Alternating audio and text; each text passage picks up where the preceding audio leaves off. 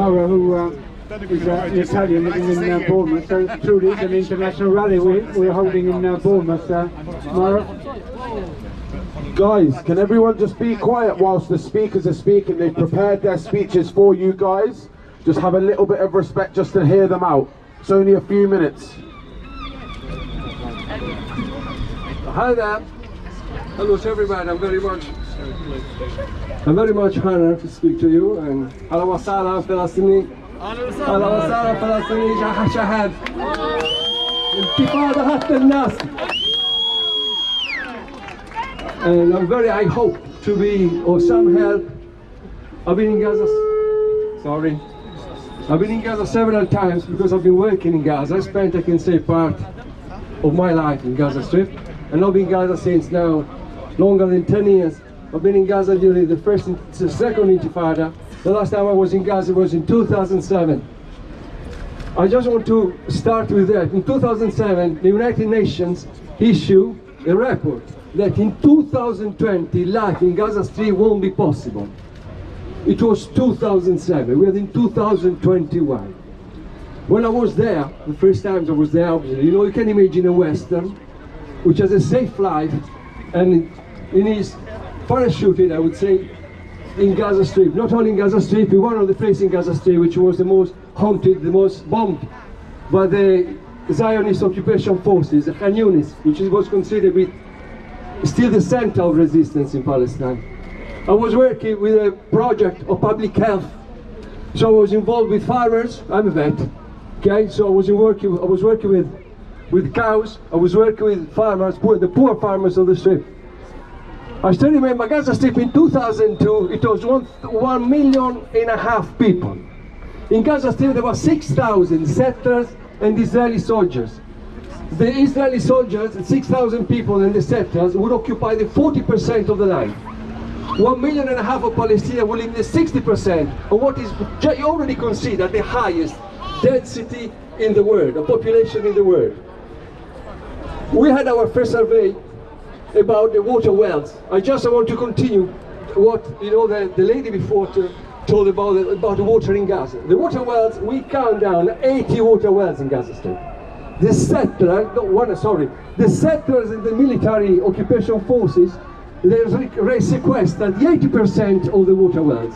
It means that actually 1.5 million people were drinking from the 20% of the water well. While all the settlers, 6,000 settlers, were drinking from the 80% of the water wells. The water wells, the water was so low that we had infiltration of water from the sea, so the water was brackish. You can recognize people from Gaza, I don't know if anybody is from Gaza, from the teeth. They have blackened teeth, brownish teeth, because they drink that water. I didn't know, I thought this water is not even good for animals. They told me we drink from this water. 3 years after, in the so-called disengagement, the settlers and the Israeli forces, they left Gaza Strip. So we thought that actually all the wells now were available for 1.5 million of people. It was not true. They destroyed the water wells. They polluted the water wells. And before they withdrew from Gaza, they destroyed what the Israeli soldiers say. Nobody helped Palestinians. Sometimes, and there is a certain rhetoric in saying that. We compare the Palestinian resistance, which in Palestine resistance means just I want to live in my land. I don't know moving from here. You chased me out from Jaffa. You chased me out from West Bank. Now I'm in Gaza. My fathers and my mothers, they've been chased out 3, 4, 5 times. There won't be another exodus. Young Palestinians will tell you that our next exodus will be to be back at our home. And they show you the key. They're handed over by the grandparents. That was my house in Jaffa. That was my house in Tel Aviv. So this is the resistance of Palestinians. Thank you for speaking on behalf of the people of Gaza. I just would like to say something for the children. I just wanted to say something. Thank you for the children. Palestine! Free! Palestine! Go ahead, Mauro. Go ahead. Something for the children. I came to know the Palestinian children. I just plan to go back to Gaza. Nobody will stop me. I know that I'm in the list. I'm going back, no worry. Sorry. But, you know, I used to play with the Gaza when I didn't work, I used to play with Gaza. One time I was in Rafah. But me and my friend Alessandro in Rafah, we are playing with the children football. Every 5-10 minutes, we could hear a bomb for an explosion. The Israeli soldiers are blowing up houses along the border with Egypt. The excuse was to blow up the tunnels. They were just making ethnic cleansing. Every 10-15 minutes, they blow up a house. And the people made a refugee, living in tents, or going to live in another dangerous place in the refugee camp where settlers and where soldiers, they can shoot you every time. Palestinian children used to teach me Arabic. I used to teach them Italian. The life of a Palestinian child, I think here some Palestinian can confirm my words. The Palestinian children, they start to see the Israeli uniform when they're 3, 4, 5. They will see against soldiers when the soldiers raid the house. They occupy the house. They close a family in the bathroom and they destroy the house. They see against soldiers when they come to arrest them, when they humiliate their fathers, they humiliate their mother. When they ask their mother to be naked in front of the children at the gunpoint, and they see the soldiers again shooting the little friends, and then we see soldiers when they're taken into prison, into an Israeli dungeon. Palestinian children, I can tell you, sometimes when I was there, I was afraid, I was scared.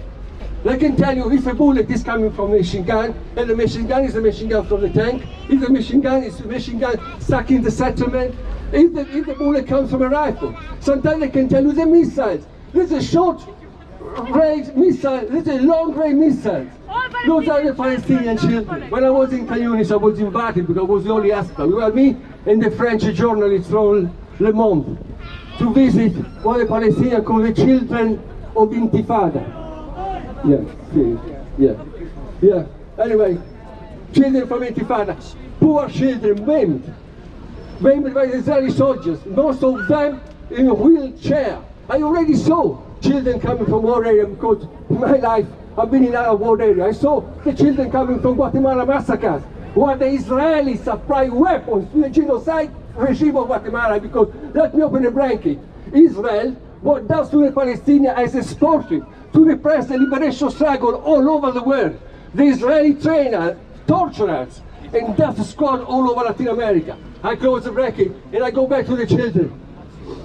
The children, they were drawing in the papers the story of their life. A destroyed house, a dead on the ground, blood around. But one thing struck me, compared to the children from Guatemala. They would draw in every page a Palestinian flag. Under the scene of the massacre, there would be a Palestinian flag. And when I spoke with them, they told me, I don't want to move from my camp. I was born here and I want to live here. This is Palestinian resistance. These children that you see, so called by the media, the stone thrower, malnourished, stunted growth, are the future of Palestine. I finish just telling you, when you listen to TV, you know that a bunch of lies, because those thugs run the government who see the xenophobia and racist among us, who pit the poor against the poor, who pit the poor against the immigrants, are the same who support the racist ideology and the colonialism, not only in Palestine, all over the world. We support the legitimate right of the Palestinian people, their struggle for resistance, their what has been called by the historian the greatest contemporary anti-colonial rebellion, the Intifada. Thank you very much. Atel Nasr! Intifada, Atel Nasr!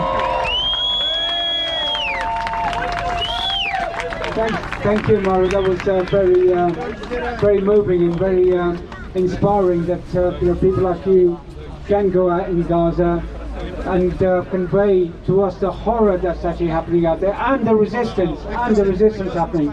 We've got time for a couple more speakers before we go home. Well,